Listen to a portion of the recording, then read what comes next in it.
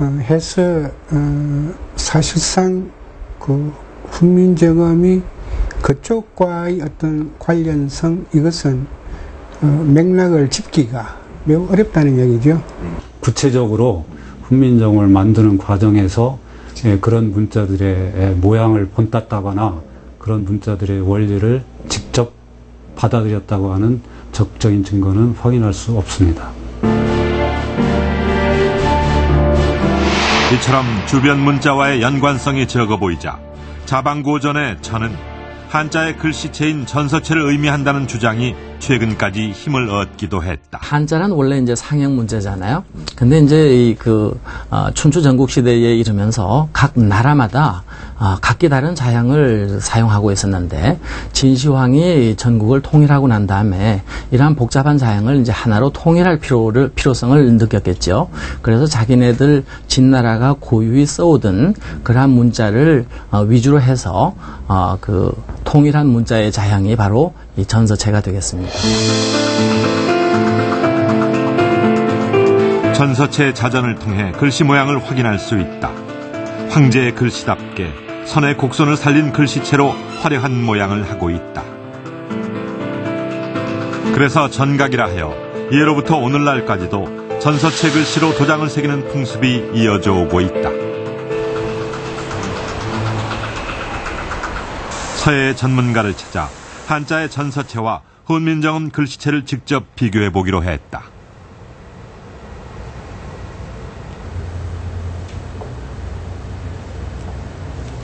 과연 훈민정음과 한자의 전서체 사이에 어떤 유사한 점이 있는 걸까?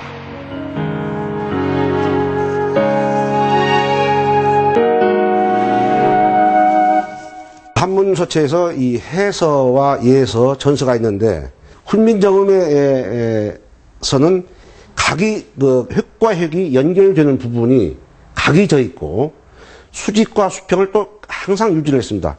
그리고 획과 획이 연결되는 부분들에서는 각이 딱딱 항상 져 있는 반면에 훈민정음과는 달리 전서에서는 획과 획이 연결되는 부분이 둥글게 되어 있고 또 획의 어떤 것이 전체가 둥글면서 부드럽게 되어 있다는 것이 훈민정음과는 좀 다른 점이라고 볼 수가 있습니다. 두 글씨체의 닮은 점은 획의 굵기가 일정하다는 것뿐이다. 자방고전의 전자를 전서체로 보는 주장에 선뜻 동의하기가 어려워 보인다. 당시의 정황을 봤을 때 세종대왕이 주변 문자에 대해서 인식을 하고 있었던 것은 분명해 보입니다. 하지만 글자의 모양이나 체계 그 어떤 것을 두고 보더라도 주변 문자와의 연관성은 거의 없어 보입니다. 전서체라는 글씨와 비교해도 마찬가지죠. 자, 그렇다면 자방고전이 의미하는 것은 과연 무엇일까요? 자방고전이란 표현은 훈민정음 관련 기록에 여러 차례 나옵니다. 훈민정음을 알리는 첫 기록인 세종실록 25년 12월 기록에 나오고요. 훈민정음 해례본 서문에도 상형이 자방고전이라는 구절이 나옵니다. 유난히 이 자방고전을 강조했던 세종대왕. 거기엔 세종대왕의 또 다른 속내가 숨겨져 있었던 건 아닐까요? 훈민정음이 기록에 처음 등장하는 건 세종 25년 12월. 실록에는 훈민정음이 완성됐음을 알리는 아주 간략한 기사만이 남아있다. 왕실의 작은 사건까지도 세밀하게 적은 실록에 국가의 중대사인 훈민정음 창제에 대한 사전 기록이 전혀 보이질 않는다.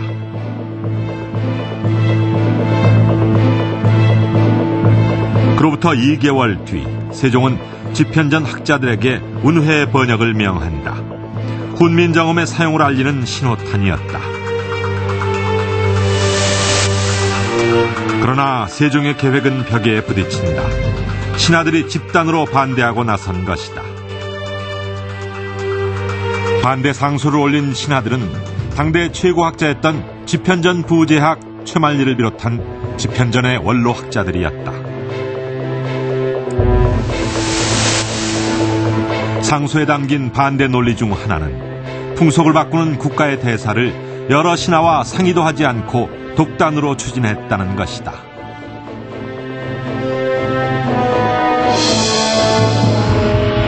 세종은 왜 신하들과 아무런 상의도 없이 훈민정음 창제를 감행한 것일까?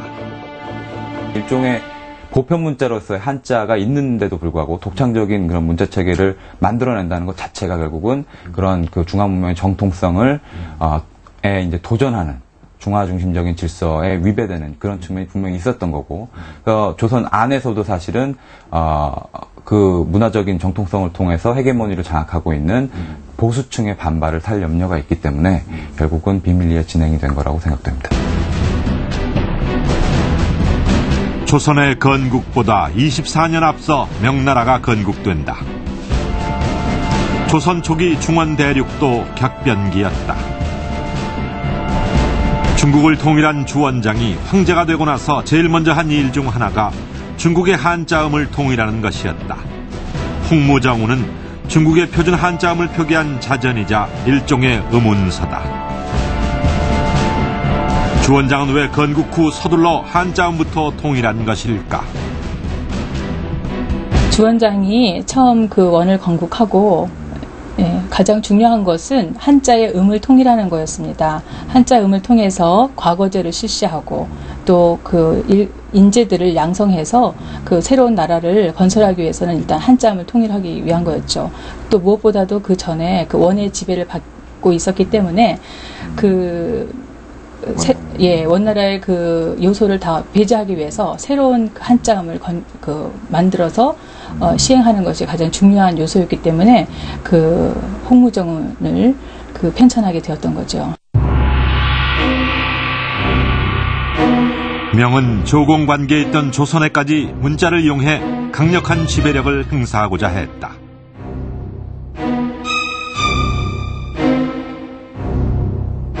조선의 외교 문서인 표전문이 경박하고 모욕적이라며 트집을 잡아 태조 이성계의 책봉을 거부하고 나선 것이다.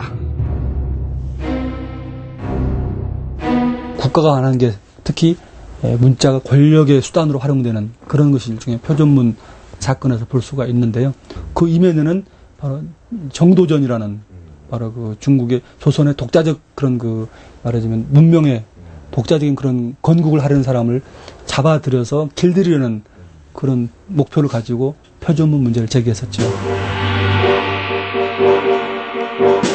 이러한 분위기 속에서 소중화를 지향한 보수적인 양반 지배층이 훈민정음 창제를 반대하고 나선 건 어쩌면 당연한 일이었다. 명과의 충돌은 나라의 근본을 위협하는 일일 수도 있기 때문이었다.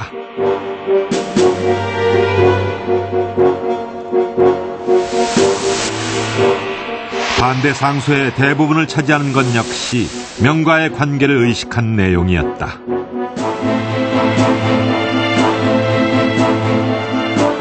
언문을 만드는 것은 중국을 섬기는 도리에 어긋난다는 것이다.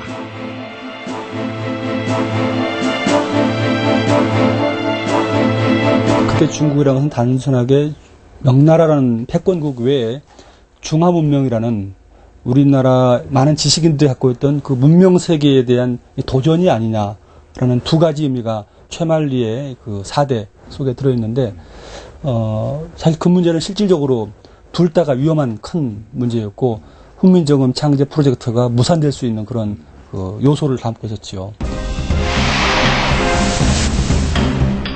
상소에는 다소 거친 표현까지도 쓰여 있었다. 언문을 만드는 일은 스스로 오랑캐임을 자처하는 일이라는 것이다.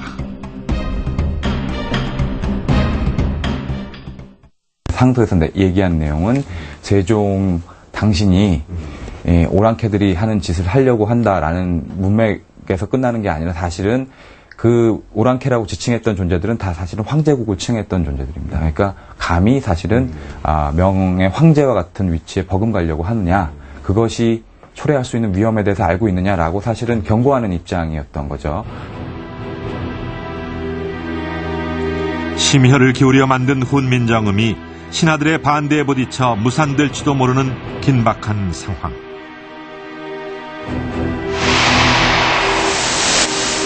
신하들의 반대를 충분히 예상하고 있었던 세종은